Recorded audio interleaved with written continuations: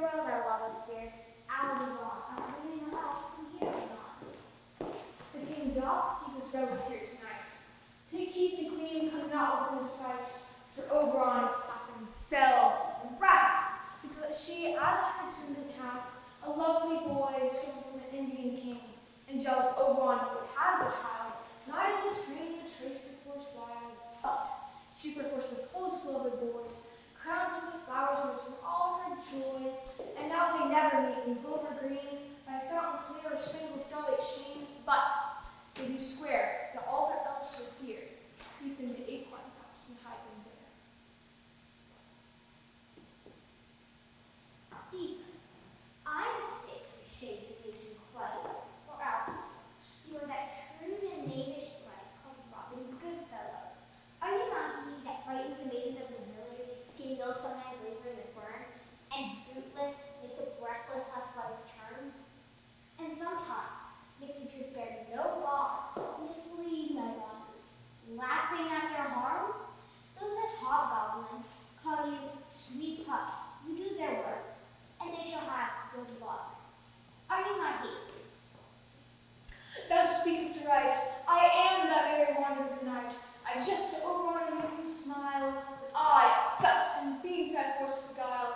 Nay, likeness was beautiful. Sometimes with eye a gossip stole, in the very likeness of the roasted crab, and when she drinks his upside bob, and on her wicked do up pour the ill, the wise aunt telling the saddest tale. Sometimes the queen stool speak with me, and so I from along down and till she cries and falls into a cough, and the whole fire was fixed and law, and the waxing and mirth and news and swear, a merrier hour was never wasted there. Moon fairy, here comes Oberon. You hear my mistress, who that beautiful one?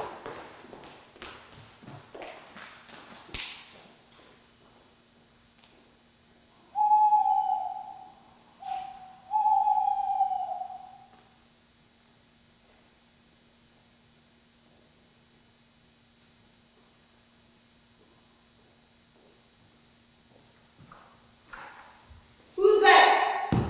Nay, answer me. Stand and unfold yourself. Long live the king. Bernardo, you come most carefully upon your hour. 'Tis thee struck 12. Get thee to bed, Francisco. For this relief much thanks. 'Tis bitter cold, and I am sick at heart. If you had quiet guard, not master. Well, good night. If you do meet Horatio or Marcellus, the rivals of my watch, bid them make haste. I think I hear them. Stand ho! Who's there? Friends, to this crowd, and liegemen to the gang, Give you good night. go farewell on a soldier who hath relieved you. Bernardo hath our place. Give you good night. Hold on, Bernardo. There was Horatio there. A piece of him. Welcome, Horatio. Welcome to Marcellus. What? Has this thing appeared again tonight? I have seen nothing. Horatio says, 'tis but our fantasy, and will not let belief take hold of him. Thus I have entered him long, thus to watch the minutes of this night, that if this apparition may come, he may prove our eyes and speak to it. Tush, tush. It will not appear. Well, sit me down and let us once again assail your ears that are so fortified in your strong story when we have two not seen. Well, sit me down, and let us hear Bernardo speak of this. Last night of all, when yon same star that's westward from the pole had made his course to loom that part of heaven where now it burns Marcellus and myself, the bells and beating one. Peace, break the off! Look, where comes again! And the same figure like the king that's dead. Thou art scholar, speak to it, Horatio! So not like the king, not the Horatio. Most like.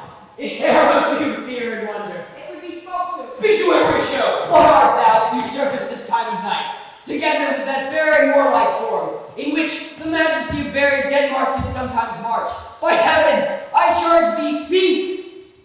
'Tis offended. See, it stalks away. Say, speak! 'Tis gone, and will not answer. How now, Horatio? You tremble and pale. Is this something more than fantasy? What think you of? For my God, this I might not believe, without the sensible and true vouch of mine own eyes. Thus twice before, and jump at this sad hour, with martial stalk hath he gone by our watch. In what particular thought, to work, or scope of mine opinion, I know ye not. Yet this bodes some strange eruption to our state. Good. Now sit down and tell me. He that knows are the sane and strict and most observant watch the nightly toils the subject of land. And why such daily cast of brazen cannons and foreign implements of war, and whose sore task does not divide a Sunday from the week? Who is it that can inform me? That can I. At least the whisper goes so. Our last king, whose image even the now appearing before us, was, as you know, by Fortune Ross of Norway, picked on those eminent pride, and dared in combat which our most valiant Hamlet did slay this Fortune Ross, who, by sealed compact, well ratified by law and heraldry, did forfeit all those his lands to the conqueror. His fell to Hamlet. Now, sir, young Fortune Ross, unimproved metal, hot and full, half here and there, in the skirts of Norway, sharp to the list of lawless resolutes, to recover of us, by strong hand and terms compulsory, those foresaid lands so by his father lost. And this, I take it, is the main motive for our preparations, the source of this here our watch, and the chief head of this post-haste and rummage in the land. It was no other ordained so that this portentous figure comes on to our watch to elect the king that was and is the question of these wars. But soft! Behold, lo, where it comes again! I'll cross it, look last, we stay illusion! If thou hast any sound or use of voice, speak to me! If there be any good thing to be done that makes the key to ease and grace to me, speak to me! Or if thou art privy to thy country's fate, which happily foreknow it may be avoided, oh, speak! Or if thou hast a Lord in thy life, which they say you spirits oft walk in death, oh, speak! Say, speak! Shove it, Marcel. Shall I strike with my person? Do it, let's dance! It's here! It is gone! We do it wrong, being so majestical. Do offer to show of violence. For it is as we are invulnerable, and our vain clothes malicious mockery. I was about to speak when the cock crew. And it started, like a guilty thing, on a fearful summons. I have heard the cock that is the trumpet horn, doth with his lofty and shrill sounding throat awake the god of day, and at his warning, whether in sea, earth, air, or fire, the extravagant and erring spirit hies to his confine, and of the truth herein, this present object made probation. It faded on the crowing of the cock. Some say that ever against this season comes wherein our Savior's birth is celebrated. The bird of dawn is singeth all night long. No spirit dares stir abroad. The nights are wholesome, so hallowed and so gracious is the time. This I too have heard, and good part of me. But look, the morn in russet mantle clad walks by o'er the dew on yon high eastern hill. Let us break we our watch, and impart what we have seen tonight unto young Hamlet, for, upon my life, this spirit, dumb to us, will speak to him. Do you consent to needful in our loves as fitting our duties? Let's do it. And I know this very morning what we shall find him most convenient.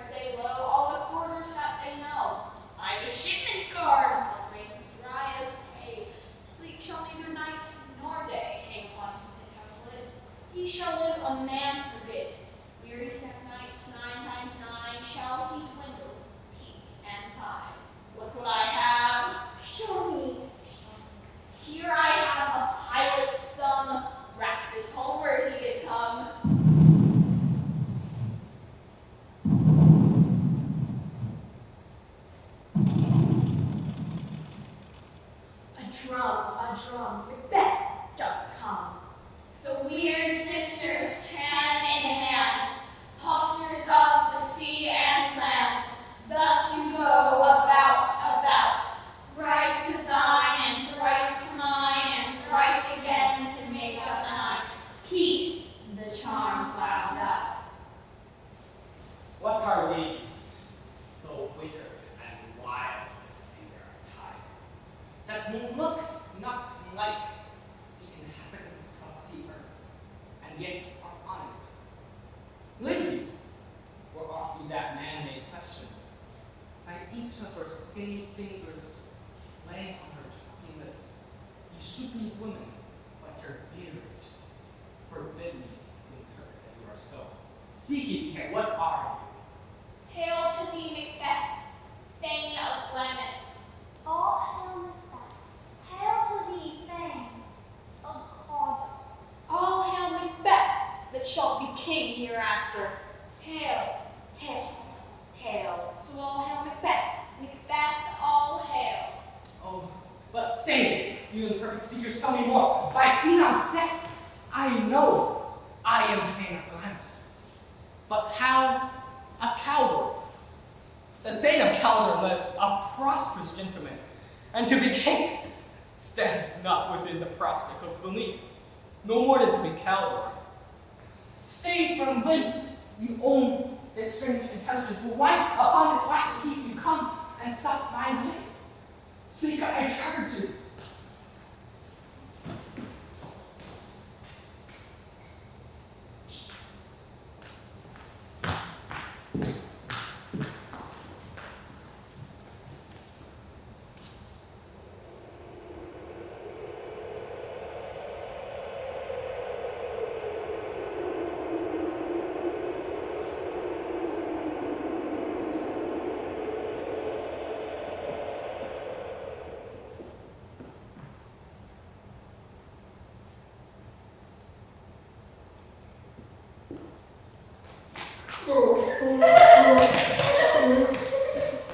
Is all our company here? You were best to call them generally, man by man, according to this scroll. I have here a scroll of every man's name who is thought through Athens to be best fit to play in our interlude before the Duke and Duchess on their wedding day at night. First, good Peter Quince, say what the play treats on, then read the name of the actors, and so grow to a point. Mary, it is the most lamentable comedy and most cruel death of Pyramus and Disney. A very good piece of work, I assure you, and Mary. Now, masters, call forth your actors by the scroll. Masters, spread yourselves. Nick Bottom, Ready? Name what part of the board? Proceed. you bottom must play Pyramus. What is Pyramus? A lover or a tyrant? The lover who kills himself most gallant for love. That will ask some tears in the true performing of it. If I do it, let the audience look to their eyes. I will move storms. I will condole in some measure. To the rest, yet my chief hearers are tyrant. I play characters rarely or parts to tear padding to make all split. The raging and shivering sharks shall break the locks of prison gates, and by his star shall shine from far, and make and mar the foolish fates. This was lofty. Now maybe you guys can play this. Francis Flute, the bellows ring. Here, Peter Quince. You, Flute, are set to play Thisbe. What is Thisbe? A wandering knight? She is the woman who Pyramus must love. Nay, faith, let me not play a woman. I have a beard coming. Mary, you may do it in a mask, and you may speak in as high a voice you will. And I may hide my face. But let me play Thisbe too. I'll speak in a monstrous tiny voice. Thisbe, Thisbe, Oh, here is my lover dear. my Thisbe dear and lady dear. No, you must play Pyramus, and you, Flute Thisbe. Well, proceed. Robin started the tale You agree, Prince? You, Starling, will play Thisbe's mother, myself, Thisbe's father. Snug the joiner, you the lion's part, and here I hope is a play fitted. Have you the lion's courage and pretty to be given to the first person? You may do it extempore, for it is nothing but roaring. Let me play the lion too. I will roar that I make men quite good to hear me. I will roar that I make the Duke say, "Let him roar again! Let him roar again!" And you should do it too terribly, that you would fright the Duchess and all the ladies, and they would screech, and that were enough to hang us. That would hang us, every mother's son. I grant you, friends, if we should frighten the ladies out of their wits, there would be no discretion but to hang us.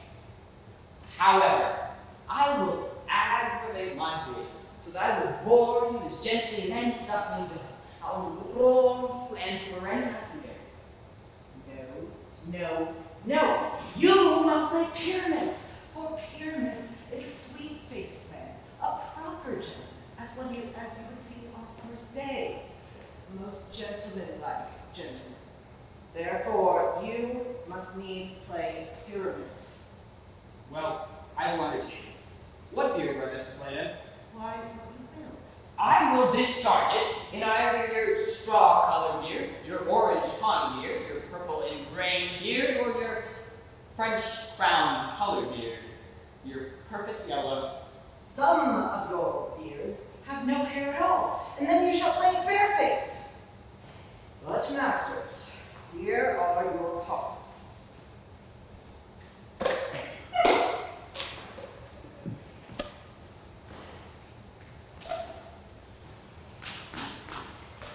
I would entreat you, request you, and desire you to calm them by tomorrow evening.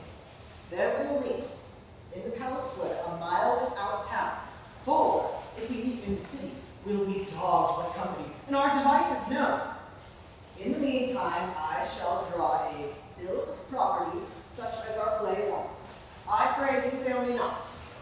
We will meet, and there we may rehearse, most obscene and courageously. Take pains, be perfect. Adieu. At the Duke's Oak we meet. Enough! Cut our whole bowstrings.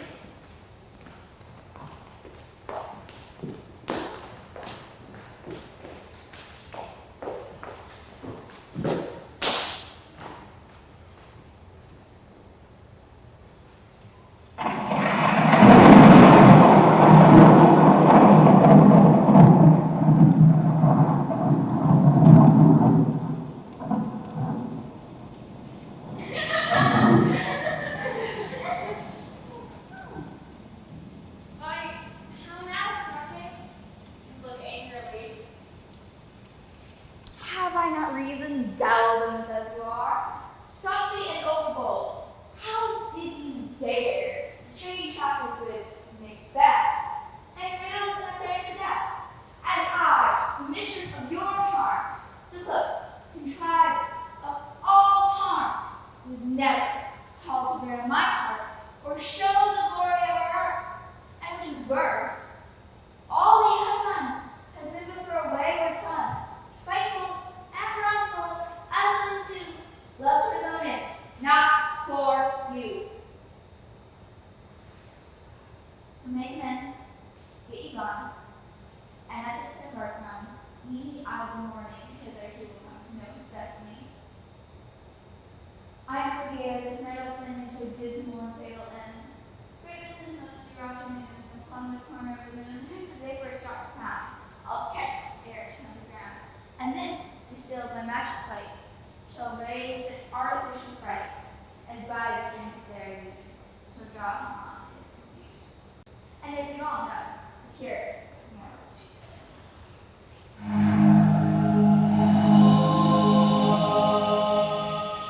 Hark, I am called, my little Sir Ritzy, sit in the fiery cloud and say to me. Come, let us make haste. She'll soon be back again.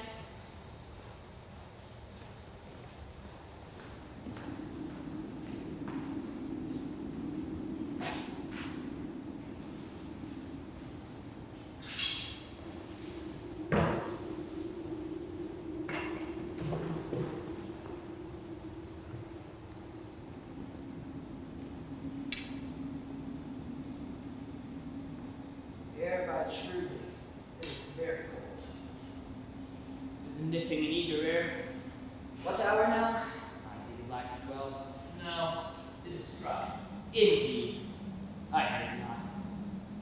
It then draws near the hour wherein the spirit help is wont to walk.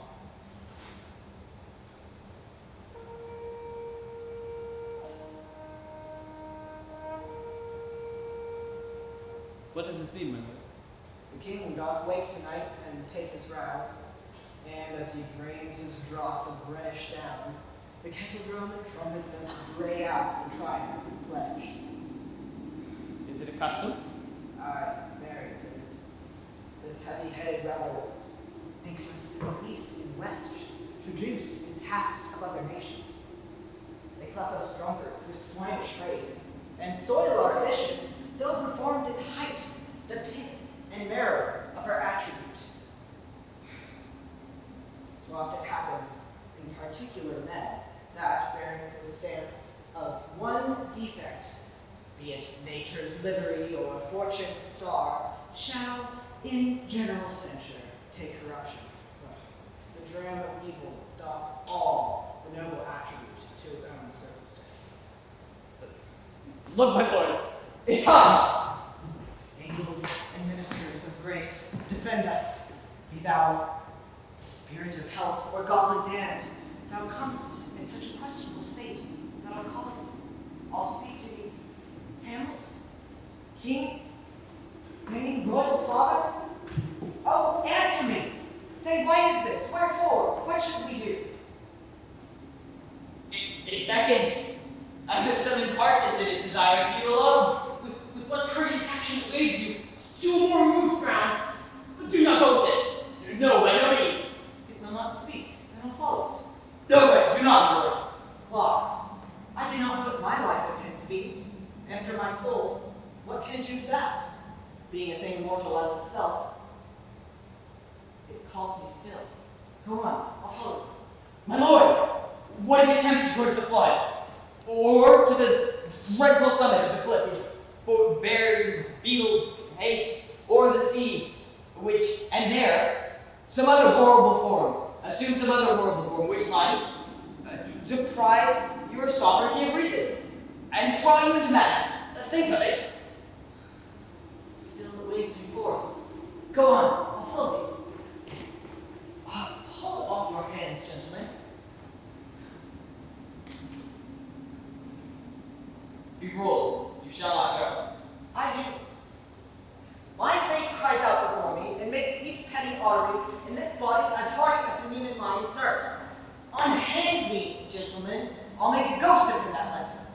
I say, go on, I'll follow He waxes desperate with imagination.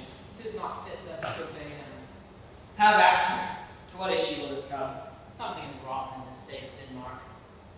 Heaven will direct it. Nay, let's follow.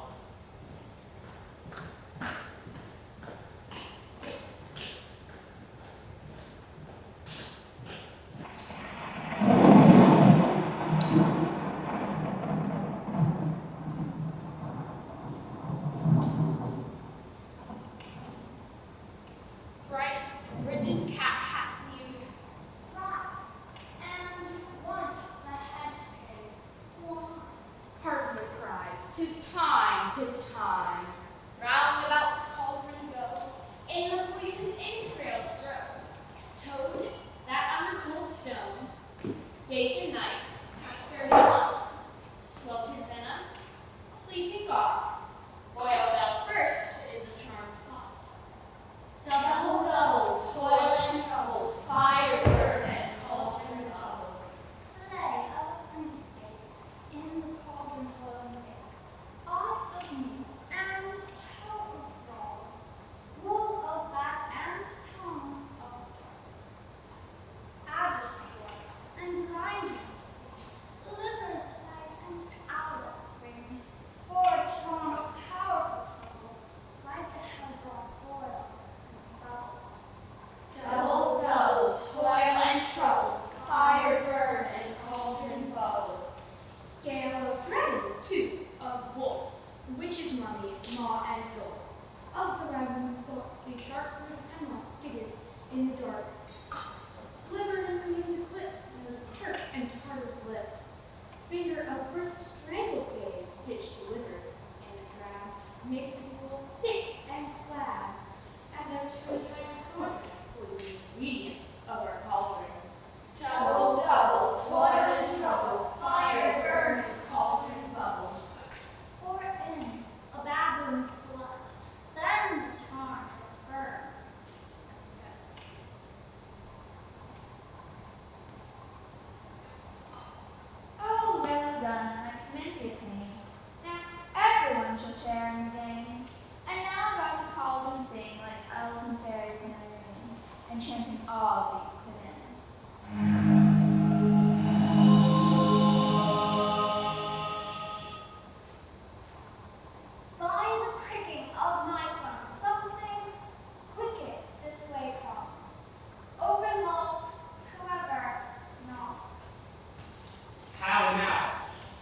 black and midnight hags.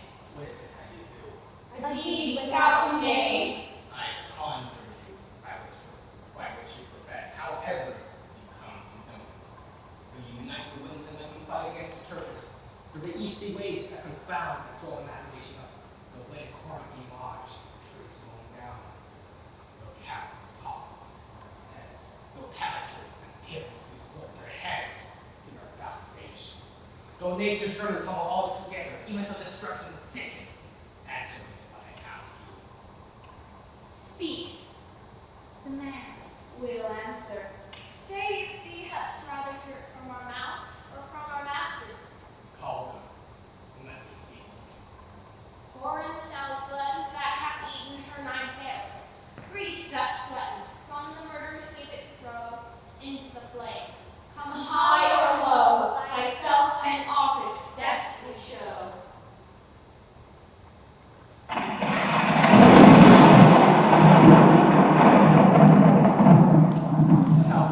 Thy unknown power. He knows thy thought. Hear his speech, but speak thou not.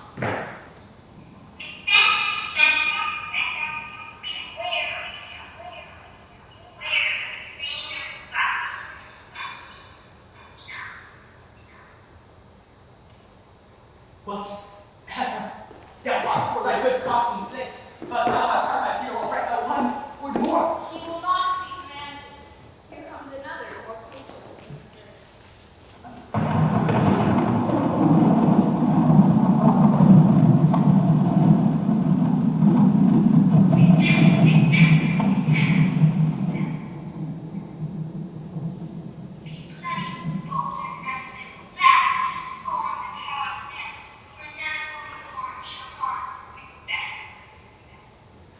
And live, Macbeth. What need I fear thee? But I'll make sure, assurance, double sure, and take for God the faith thou shalt not live, that I may tell pale-hearted lies, and sleep in spite of thunder. What is this? That rises like vision king, and wears on his name round the crown, and top of sovereignty. Listen, but speak not to it.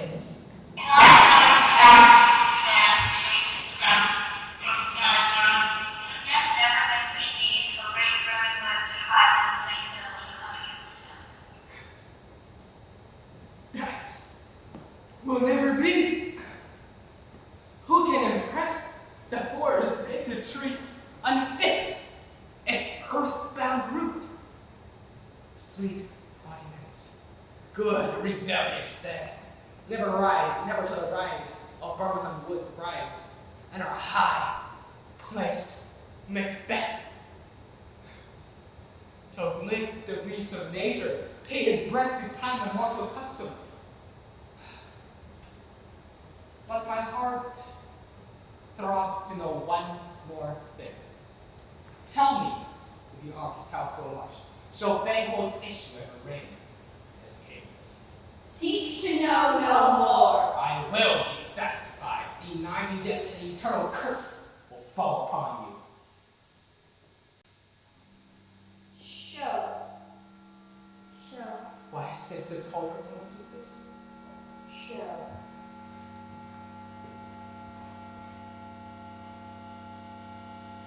Show his eyes and grieve his heart.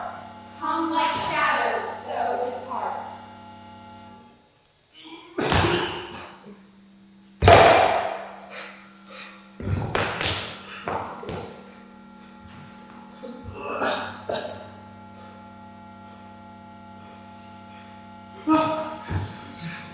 Thou art too like the spirit of Baal. Thou, the seer of my eyes, and thy hair, and the gold bound brow, the third is like the former. Oh, filthy heads, what is your the fourth? Starry eyes, what? Will the line straight up to the crack of beauty? I'll see no more. The seventh, appears an eighth, who holds a goblet in which I see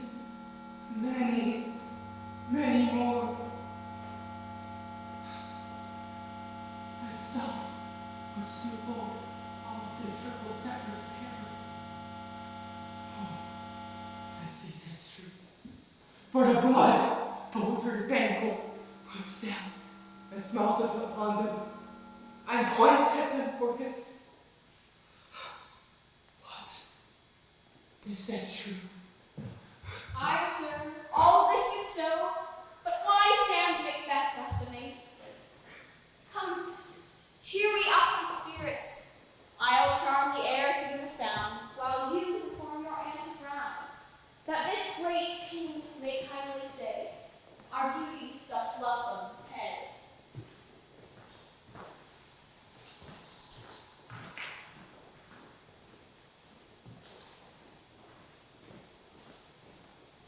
What?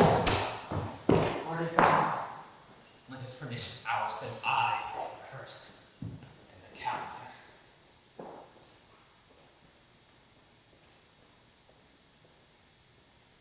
Is this a dagger I see before me? The hand pointed towards my hand. Come, let me touch. No. I have thee not, but yet I see thee still. Art thou not faithful vision, sensible to feeling as to sight, or art thou a dagger of the mind, a false creation proceeding from the heat of pressed brain? I see thee yet, in forms palpable. It's this, which I now draw.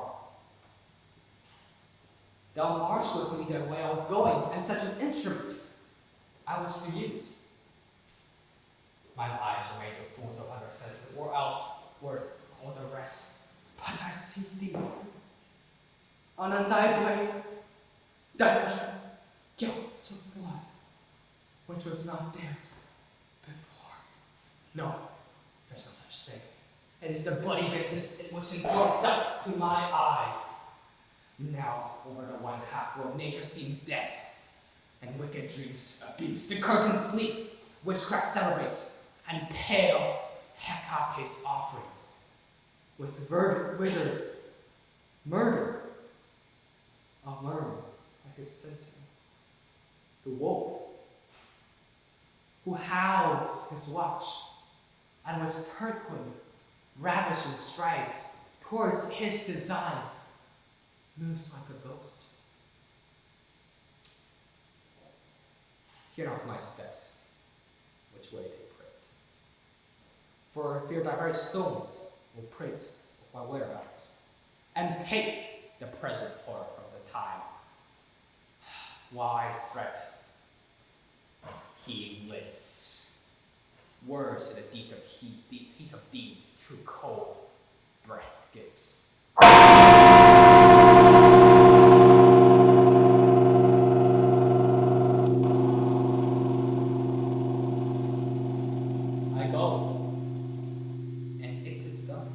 The bell invites me. Fear not, dungeon, for it is a knell that summons thee to heaven, or to hell.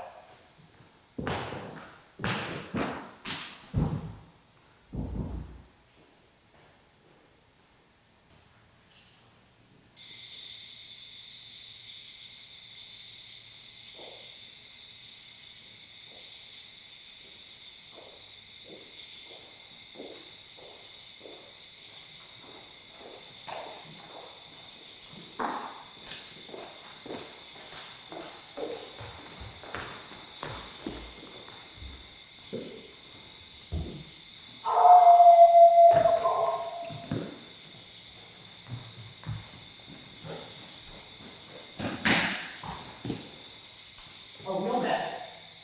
Pat. And here is a marvelous convenient place for our rehearsal. This green plot shall be our stage, that hawthorns break our tiring house, and we will do it all in action as we will do it before the Duke. Peter quits. What sayest thou, Willie Bottom? There are some things in this comedy of Pyramus and Thisbe that will never please. First, Pyramus must draw a sword to kill himself, which the ladies cannot abide. How are you to do that? By a little perilous fear, I believe. We not a wizard. I have advice to make all about. Write me a prologue, and let it seem to say we will do no harm with our swords, and that Pyramus is not killed indeed. And, for the better assurance, tell them that I, Pyramus, and not Pyramus, but Bottle the Weaver. This will put them out of their fear. Well, we shall have such a prologue, and it will be in 8 and 6. No. Make it 2 more. Let it be 8 and 8.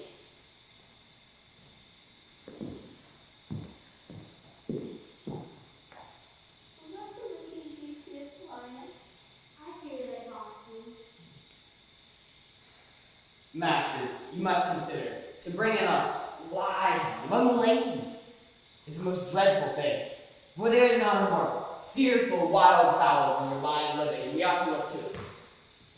Therefore, another part of my play is not a lion. Nay. Let him name his name.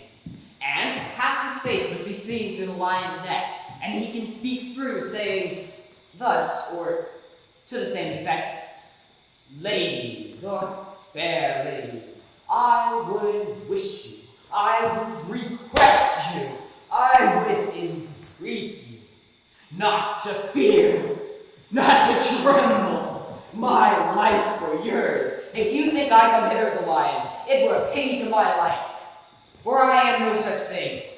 I am a man, as other men are, and there, indeed, let him name his name and say plainly that he is snug the joiner. Well, that may be. There is 2 hard things. First, that is to bring moonlight into the casement. For, as you know, Pyramus and Thisbe did meet by moonlight. Does the moon shine out at fair play? A calendar, look at all that. Find out moonshine. The moon does shine that night. Why, then, may you leave a casement, the great chamber, window in which we play open, and the moon may shine in after casement. Or else, some man or other must come in with a bush of leaves and a lantern, and say he comes to disfigure or to present the person of moonshine. There is another hard thing, that is, to have a wall in the great chamber, for, as you know, Pyramus and Thisbe did speak through the chink of a wall. You can never bring a wall. What say you, Bonham? Some man or other must present wall, and let him have some plaster or rough cast about him to signify wall. Or let him hold his fingers thus, and through that granny shall Pyramus and Thisbe whisper. If that may be, then all is well. Come, every mother's son, rehearse your parts. Pyramus, you begin. When you have spoken your speech, enter into that break. And so every man according to his cue. What stupid homespuns are we swaggering here? So near the cradle of the fairy queen. What? I'll play toward? I'll be an auditor, an actor to perhaps spicy cause. Pyramus, you begin. Thisbe, stand forth.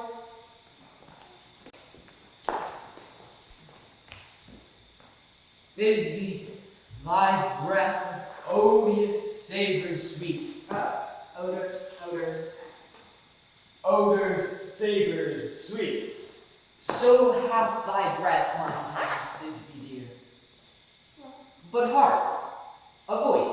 Stay thou but here a while, and by I will to thee appear. Straight ears, better to hear. Aye, very, you must. For you must understand that he goes but to see a voice he heard, and is to come again. Most radiant Pyramus, most lily white of hue, like the color of the red rose, of prancing bright, most whiskey dew, and eve of lovely dew, all meet me, Pyramus, at any stew. 9 is 2. Man, why you must not speak that yet. That you speak to Pyramus, you speak your line, cues and all. Pyramus, enter. Your cue is past. It is never tire. Oh, as true as horse, that was never tired. This be your only vow. Oh, monstrous! Oh, strange! Oh, we are haunted! Pray, masters! Fly, masters! Help! I'll follow you. I'll lead you by round, through bush, through brake, through briar. Sometime a horse I'll be, sometime a hound, a hog, and despair, sometime a fire. And neigh and bark and grunt and roar and burn, a horse, hound, hog, bear, fire, every turn. Why do they run from me? This is a knave that will make me afeard. Oh, why, thou art changed. What do I see of thee? What do you see? An ass having your own, do you? Bless thee, Lord! Bless thee! Thou art translated! I see their knavery. This is to make an ass of me. To fright me, if they could. But I will not stir from this place. I will walk up and down, and I will sing, that they may know that I am not afraid. Those the cocks of black of blue and orange on them, and the gospel with his notes of true, the wren with little will. Now the hungry lion roars, and the wolf the howls the moon, whilst the heavy pines, all with the weary task for dying. Now the wasted winds do blow, all graves, all gaping wide, everyone scorches fright, and the church we pass to glide. And we fairies that do run by true Bocadi's team from the presence of the sun, now are full. Not a mouse shall disturb this hallowed house. I am sent with human forward to sweep the dust behind the door.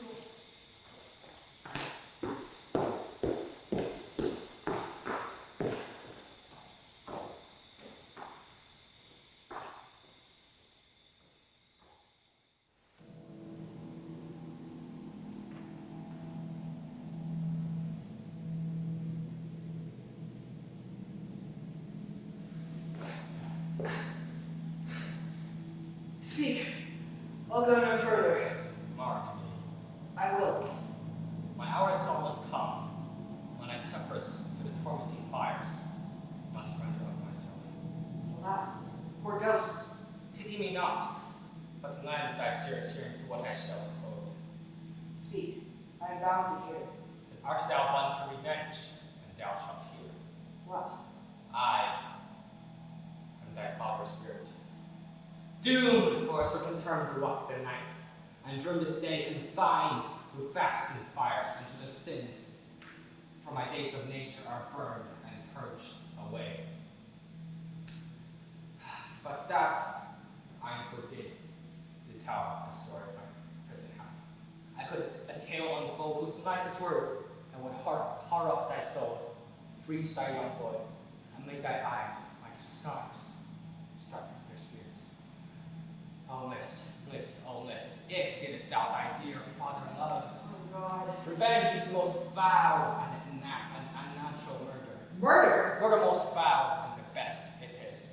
Most foul, strange, and unnatural. Hasten me to know it, that I, with wings as quick as meditation or the thoughts of love, may sweep my revenge. I find thee apt. Now, Lord, 'tis given out that, while sleeping in my orchard, a serpent stunned me. So the whole year of Denmark is by a process of my death forged, and greatly abused. But know, thou noble youth, the serpent that had stained thy father's life now wears his crown. Oh, my prophetic soul, my uncle. I, that incestuous and adulterate beast, was the witchcraft of his lips and traitorous gifts, or wicked wisdom gifts that hath the power to seduce one to his shameful lust. The will of my most seeming virtuous queen. Oh, Hamlet, what a falling off was there? But soft, methinks I set in one air, brief but deep. While sleeping within my orchard, my custom always of the afternoon, upon my secure hour, thy uncle, stolen with juice of cursed Havana in a while, and in the portrait of my ear did pour this stone, that which holds such enmity on the thin and wholesome blood, and swift like quicksilver a doth courses through the natural gates and alleys of the body, and with a sudden vigor, like eager droppings of milk, it doth possess the thin and wholesome blood.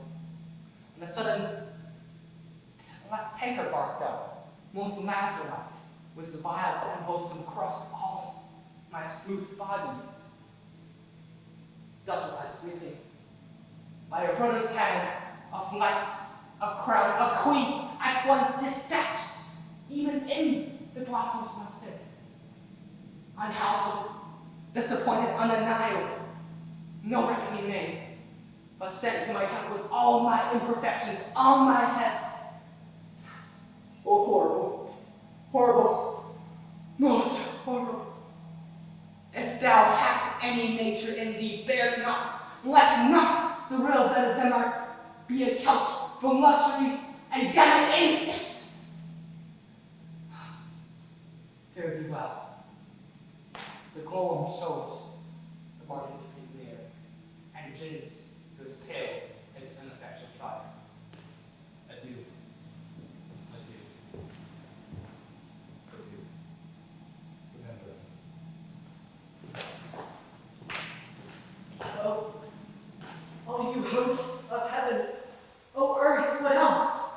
And shall I couple hell?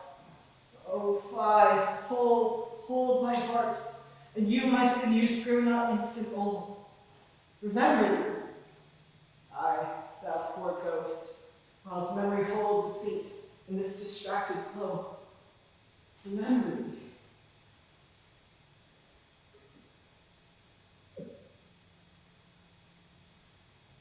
Yes, O most pernicious woman, O villain, smiling, damned villain. My tables, I mean it is, I set it down, that one may smile and be a villain. At least I'm sure it may be so in Denmark. So, uncle, now to my word. It is adieu, adieu. Remember me, I've sworn it. Lord Hamlet! So, Let us secure him! Hello, ho, bird, come, boy, come. What news, my lord? How is it, my noble lord? Oh, wonderful. Well, good, then tell it, my lord. No, you will reveal it. Oh, I know. Nor I, my lord. How say you then? That all earth should think it, but you'll be secret. I, my lord. There's never a villain dwelling in Denmark, but he is an arrant knave. There needs no ghost come from the grave to tell us this. Why, right. You are in the right. And so, without more circumstance, I see it fit that we shake hands and part. You to your business and desire, for every man hath business and desire, such as it is. And for my own poor part, I will go break. These are but wild and whirling ghosts, my lord. I'm sorry they offended. Heartily, yes, they heartily. No offense, my lord. Yes, but by St. Patrick, but there is Horatio, and much offense too. Bid me one poor request. What is it, my lord? We will. Never make known what you have seen this night. My lord, I will not. Nay, but swear it. Not I, my lord, in faith. Nor I. In faith, my lord, nor I. Upon my sword. We have sworn already, my lord. Indeed, upon my sword, indeed. Ha-ha! Art thou there, Lord? You hear this fellow, Miss Eldridge. Consent to swear. Propose the oath. Never make known what you have seen this night. Swear by my sword. Swear! He get a beat way, then we'll shift to our ground. Come hither, gentlemen, and lay your hands again upon my sword. Swear by my sword, never to speak of this that you have heard. Swear by his sword. Canst thou work in the earth so fast? What's more remove, good gentleman? Oh, day and night, this wonder strange. And therefore, as a stranger, give it welcome. There are more things in heaven and earth, Horatio, than are thought of in your philosophy. But come, here as before, never, so help you mercy, how stranger odd some'er I bear myself, that you, at times seeing me, never shall, arms encumbered thus, or this headshake, or by pronouncing of some doubtful phrase, or such ambiguous giving out, to note that you know aught of me. This do swear. Swear. Rest, rest, perturbed spirit. So, gentlemen, with all my love I do commend me to you. And what so poor a man as Hamlet is, may do it to express his love and friendly to you. Come, gentlemen, let us go in together. And still your fingers on your lips, I pray. The time is out of joint, O cursed spite, that ever I was born to set it right. Nay, come! Let's go together.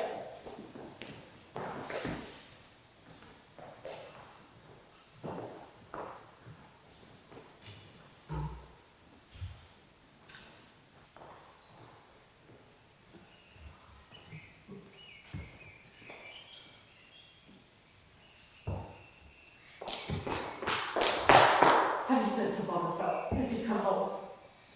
He cannot be heard of. Our judges transported. He was simply the best handicap and not what happens. And the most fearless, too.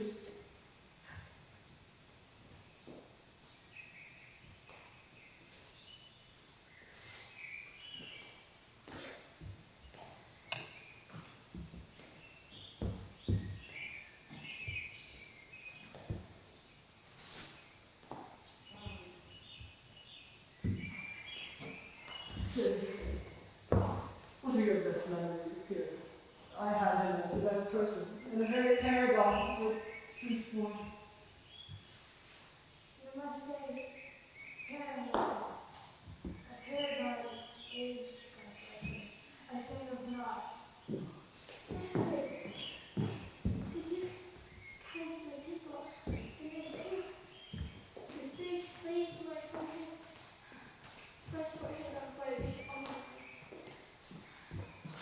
No sweet boy gone, thus hath he lost 6 pence a day, and he could not have spent 6 pence a day, and the Duke had not given him 6 pence for playing careless. I'll be hanged. He would have deserved it. 6 pence a day and careless or nothing.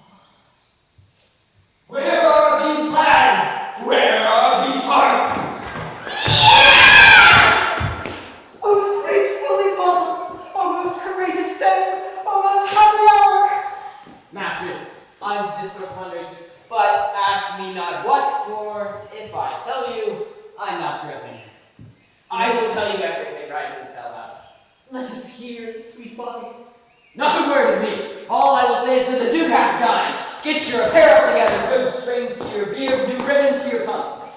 Meet presently in the palace, every man looker his part, for the short and the long is, our play is preferred.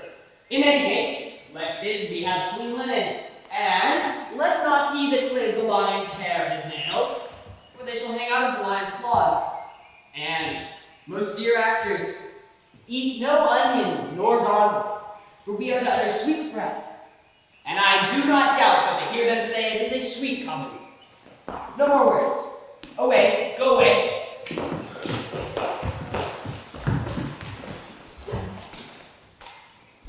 If we shadows have offended, think that this is almost ended. That you have not slumbered here, whilst these visions did appear. And to speak an idle theme, no more yielding but a dream. Gentles, do not reprehend. If you pardon, you will mend. And, as I'm an honest talk, if we have unearned muck, now escape the serpent's tongue, we will make men's ear long. Now the buckler call, so good night unto you all. Give me your hands if we be friends, and Robin shall restore you.